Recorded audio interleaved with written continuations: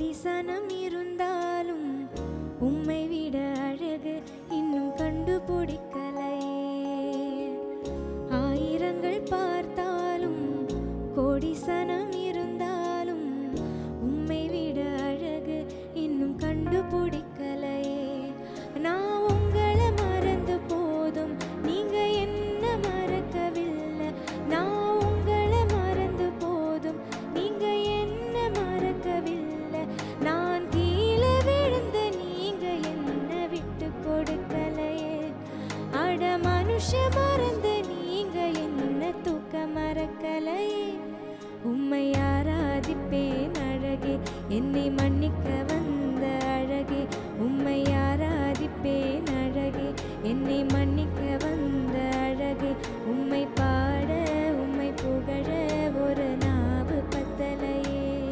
உம்மை ஆராதிப்பேன் அழகே, என்னை மன்னிக்க வந்த அழகே. உம்மை பாட உம்மை புகழ ஒரு நாவு பத்தலையே.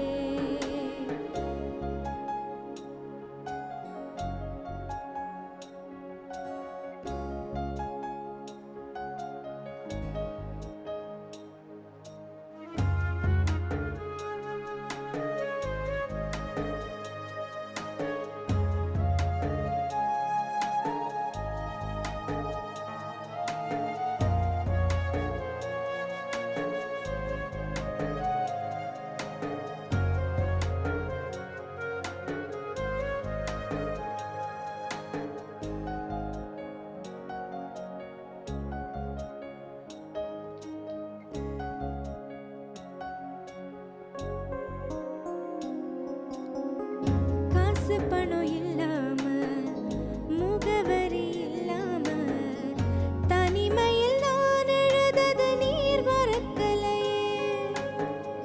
காசு பணம் இல்லாம முகவரி இல்லாம தனிமையில் நான் எழுதது நீர் மறக்கலையே.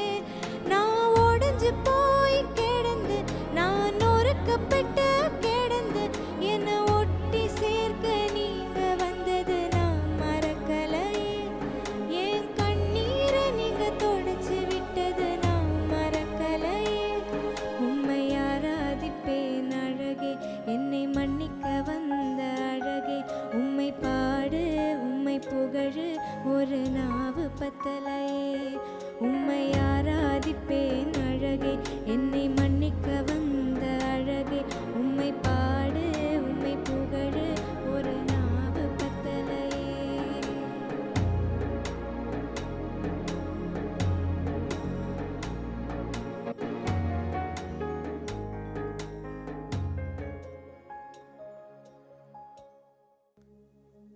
ദൈവത്തിൻ്റെ മഹത്വം. എല്ലാ ദൈവമക്കളും ക്രിസ്തുവിൽ അനുഗ്രഹീതരും സന്തോഷമുള്ളവരുമായിരിക്കുന്നു എന്നുള്ളതോർത്ത് ദൈവത്തിന് സ്തോത്രം ചെയ്യുന്നു. നാൾതോറും നമ്മുടെ ഭാരങ്ങളെ ചുമക്കുന്ന നമ്മുടെ കർത്താവ് വാഴ്ത്തപ്പെട്ടവൻ. വാഴ്ത്തപ്പെട്ടവൻ. നമ്മുടെ ഭാരങ്ങൾ നാം ചുമക്കാതിരിക്കേണ്ടതിന്, നമ്മുടെ കൂടെയുള്ളവർ ചുമക്കാതിരിക്കേണ്ടതിന് നാൾതോറും നമ്മുടെ ഭാരങ്ങളെ കർത്താവ് ചുമക്കുന്നു. ഇന്ന് പ്രഭാതത്തിൽ ഞാൻ ഒരിക്കൽ കൂടെ പറയട്ടെ, നമ്മുടെ ഭാരം നാം ചുമക്കുവാൻ ദൈവം ഇടവരുത്തുകയില്ല. നമ്മുടെ ഭാരം നമ്മുടെ കൂടെയുള്ളവർ ചുമക്കുവാനും ദൈവം ഇടവരുത്തുകയില്ല. നമ്മുടെ ഭാരങ്ങളെ ദൈവം ചുമന്നുകൊള്ളും. നാം ആർക്കും ഒരു ഭാരമായി തീരുകയില്ല, നമുക്കാരും ഒരു ഭാരവുമായി തീരുകയില്ല. നമ്മുടെ ഭാരങ്ങളെ ചുമക്കുന്നവൻ ദൈവമത്രേ. നാം യൂദായുടെ ലേഖനം ഓരോ വാക്യങ്ങളായി വായിച്ചു വരുന്നു, പഠിച്ചു വരുന്നു. ഇന്നലെ നമ്മൾ വായിച്ചത് 5-ാം വാക്യമാണ്. ഇന്ന് 5, 6, 7 വാക്യങ്ങൾ വായിച്ചിട്ട് അതിനകത്തുനിന്നൊരു കാര്യം പറഞ്ഞ് വീണ്ടും നമ്മൾ നാളെ 5-ാം വാക്യത്തിലേക്ക് തന്നെ മടങ്ങി വരും. 5-ാം വാക്യം, 6-ാം വാക്യം, 7-ാം വാക്യം, ഈ 3 വാക്യങ്ങൾ വായിച്ച് അതിനെ ഒന്ന് ആമുഖം പറഞ്ഞതിന് ശേഷമേ നമുക്ക് അടുത്ത ഭാഗത്തിലേക്ക് കയറുവാൻ കഴിയുകയുള്ളൂ. ഇന്ന് ഈ 3 വാക്യങ്ങളിലേക്ക് വരാം. 5, 6, 7 വാക്യങ്ങൾ. നിങ്ങളോ സകലവും ഒരിക്കൽ അറിഞ്ഞുവെങ്കിലും നിങ്ങളെ ഓർമ്മിപ്പിക്കുവാൻ ഞാൻ ഇച്ഛിക്കുന്നത് എന്തെന്നാൽ, കർത്താവ് ജനത്തെ മിസ്രൈമിൽ നിന്ന് രക്ഷിച്ചിട്ടും വിശ്വസിക്കാത്തവരെ പിന്നത്തേതിൽ നശിപ്പിച്ചു. 6-ാം വാക്യം, തങ്ങളുടെ വാഴ്ച കാത്തുകൊള്ളാതെ സ്വന്തം വാസസ്ഥലം വിട്ടുപോയ ദൂതന്മാരെ മഹാദിവസത്തിൻ്റെ വിധിക്കായി എന്നേക്കുമുള്ള ചങ്ങലയിട്ട് അന്ധകാരത്തിൻ കീഴിൽ സൂക്ഷിച്ചിരിക്കുന്നു. 7, അതുപോലെ സൊദോമും ഗൊമോരയും ചുറ്റുമുള്ള പട്ടണങ്ങളും അവർക്ക് സമമായി ദുർനടപ്പാചരിച്ച് അന്യജഡം മോഹിച്ച് നടന്നതിനാൽ നിത്യാഗ്നിയുടെ ശിക്ഷാവിധി സഹിച്ചുകൊണ്ട് ദൃഷ്ടാന്തമായി കിടക്കുന്നു. 5-ാം വാക്യത്തിലും 6-ാം വാക്യത്തിലും 7-ാം വാക്യത്തിലും 3 വാക്യങ്ങളിൽ 3 ന്യായവിധികളെക്കുറിച്ചാണ് പറയുന്നത്. 3 വാക്യങ്ങളിൽ 3 ന്യായവിധികളെക്കുറിച്ച് പറയുന്നു. 5-ാം വാക്യത്തിൽ ഇസ്രായേലിൻ്റെ ന്യായവിധി, 6-ാം വാക്യത്തിൽ ദൂതന്മാരുടെ ന്യായവിധി, 7-ാം വാക്യത്തിൽ സൊദോം ഗൊമോറ പട്ടണങ്ങളുടെ ന്യായവിധി. ഞാനിതിൽ നിന്ന് 3 ന്യായവിധിയുടെ ദൈവിക അധികാരങ്ങളെ നിങ്ങളെ കാണിക്കുവാൻ ആഗ്രഹിക്കുകയാണ്. ഒന്ന്, ഇസ്രായേൽ എന്ന രക്ഷിക്കപ്പെട്ടവരെ അല്ലെങ്കിൽ ദൈവസഭയെ ദൈവം ന്യായം വിധിക്കുന്നു. ദൈവജനത്തിൻ്റെ ഇടയിൽ ദൈവം ന്യായകർത്താവായിരിക്കുന്നു. ഇന്ന് ഞാൻ ദൈവമക്കളോട് ഓർപ്പിക്കട്ടെ, ദൈവഗ്രഹത്തിലാണ് ന്യായവിധി ആരംഭിക്കുന്നത്. ദൈവജനത്തിൻ്റെ ഇടയിലാണ് ദൈവം ന്യായാധിപനായിരിക്കുന്നത്. ദൈവം തൻ്റെ ജനത്തിൻ്റെ നടുവിൽ ന്യായം വിധിക്കുന്നവനാണ്. ദൈവം ആദ്യമേ ന്യായവിധി നടത്തിയത് എവിടെയാണ്? ഏദെൻ തോട്ടത്തിലാണ് ദൈവം ന്യായവിധി നടത്തിയത്. രണ്ടാമത് ദൈവം ന്യായവിധി നടത്തിയത് എവിടെയാണ്? കയീൻ്റെയും ഹാബേലിൻ്റെയും ഇടയിൽ ആദാമിൻ്റെ കുടുംബത്തിലാണ് ദൈവം ന്യായവിധി നടത്തിയത്. കണ്ടോ, ദൈവം ന്യായവിധി ആരംഭിക്കുന്നത് ദൈവത്തിൻ്റെ ജനത്തിൻ്റെ ഇടയിലാണ്, നമ്മളുടെ ഇടയിലാണ്.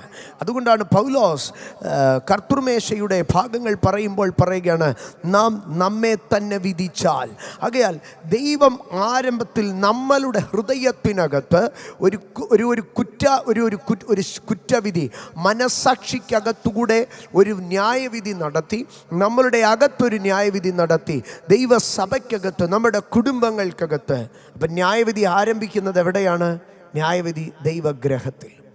God is judge in our midst. നമ്മുടെ നടുവിൽ ദൈവം ന്യായാധിപനാണ്.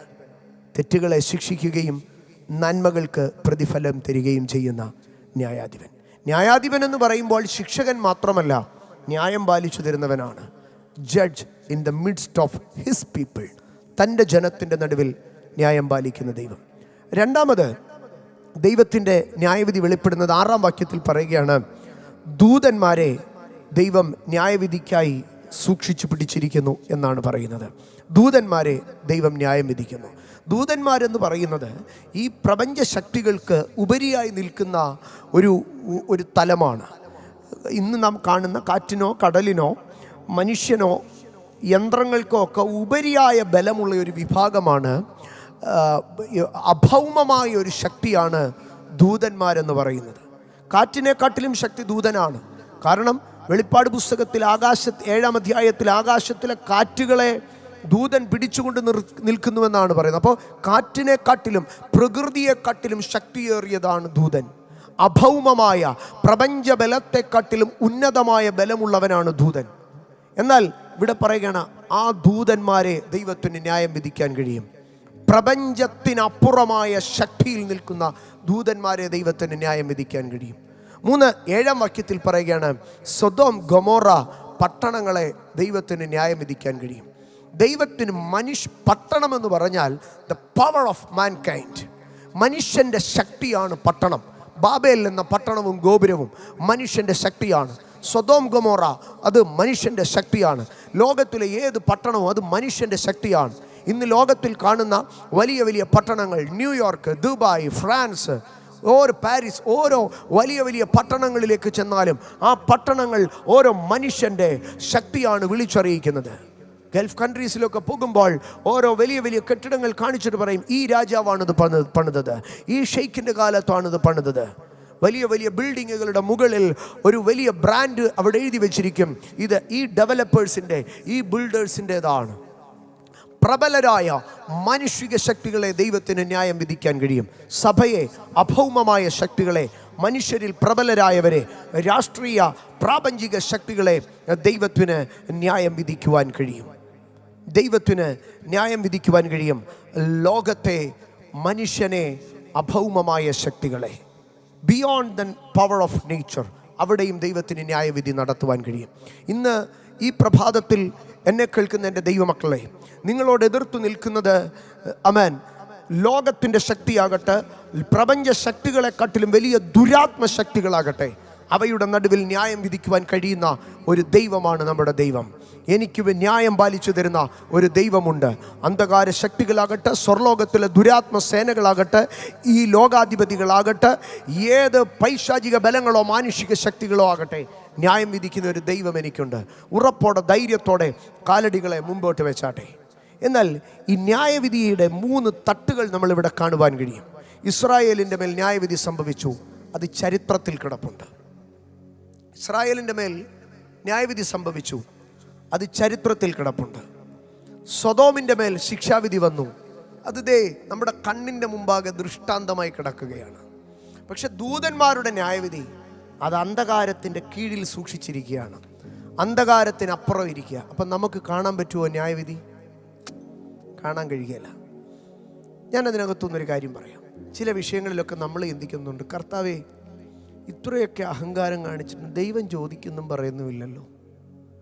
അവരുടെ ശിക്ഷാവിധി, അവരുടെ മേലുള്ള ദൈവത്തിൻ്റെ അടി നമ്മൾ കാണാത്ത ഒരു ലെവലിന്, നമ്മൾ കാണുന്ന ഒരു ലെവലിന് അപ്പുറമാണ്.